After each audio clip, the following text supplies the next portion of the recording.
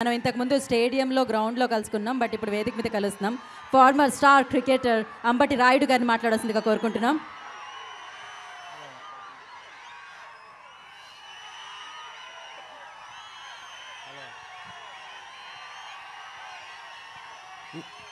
ఈరోజు వ్యూహం pre launch ఈవెంట్కి విచ్చేసిన అందరికీ నా హృదయపూర్వక నమస్కారాలు.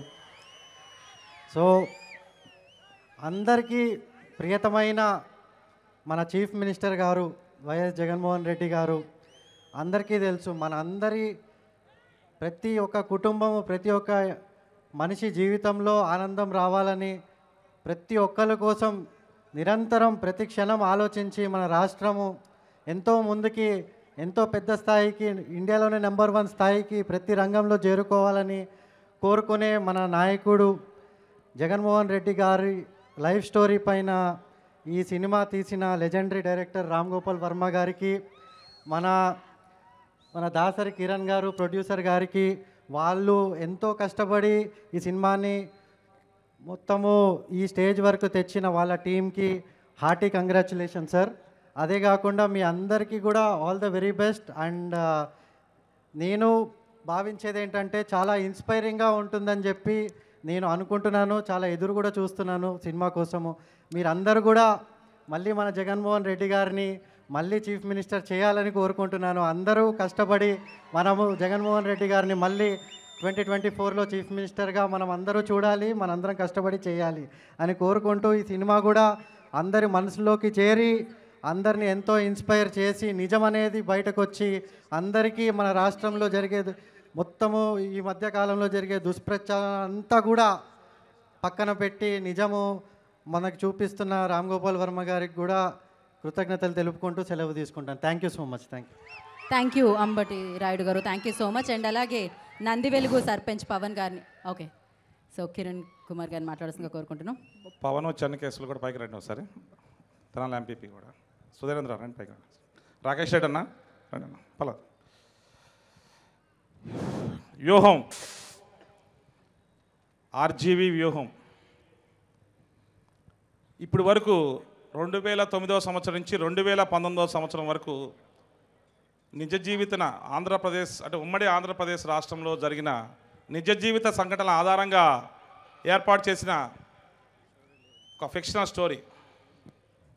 ఆర్జీబీ గారు ఎంతో కసితో, ఎంతో ఆలోచనతో, ఎంతో సూక్ష్మంగా, డీటెయిలింగ్గా ఆ నిజ జీవిత సంఘటనల్ని అవపోసన పట్టి ఒక 2 గంటల 6 నిమిషాల సినిమాని 10 సంవత్సరాలు జరిగిన ఉమ్మడి ఆంధ్రప్రదేశ్ కానివ్వండి, ఇప్పుడు విడిపోయిన ఆంధ్రప్రదేశ్లో 2014 నుంచి 19 వరకు రాజశేఖర రెడ్డి గారి మరణం దగ్గర నుంచి జగన్మోహన్ రెడ్డి గారు ప్రమాణ స్వీకారం ఇదే డయాస్, ఇదే ప్లేస్లో మనందరి సమక్షంలో జరిగిన ఆ చివరి ప్రమాణ స్వీకారంతో సినిమా ముగుస్తుంది. ఈ 10 సంవత్సరాల చరిత్రలో మనం న్యూస్ పేపర్లో, యూట్యూబుల్లో, డిజిటల్ మీడియాలో మనందరికీ తెలిసిన ఏ విషయం ఈ సినిమాలో ఉండదని చెప్పి నేను మనస్ఫూర్తిగా తెలియజేస్తున్నాను. దాని వెనక వైఎస్ జగన్మోహన్ రెడ్డి గారు, రాజశేఖర రెడ్డి గారి కుమారుడు వైఎస్ జగన్మోహన్ రెడ్డి గారి వెనక జరిగిన, ఇందాక రాంబాబు అన్న చెప్పినట్టు, జోగి రమేష్ అని చెప్పినట్టు, కుట్రలు, కుతంత్రాలు, వ్యూహాలు, వాటన్నింటినీ ఛేదించుకొని ఒక యువకుడు తండ్రి చనిపోయి జైలుకు వెళ్ళి భార్యాబిడ్డలకి ఎవరు అండలేక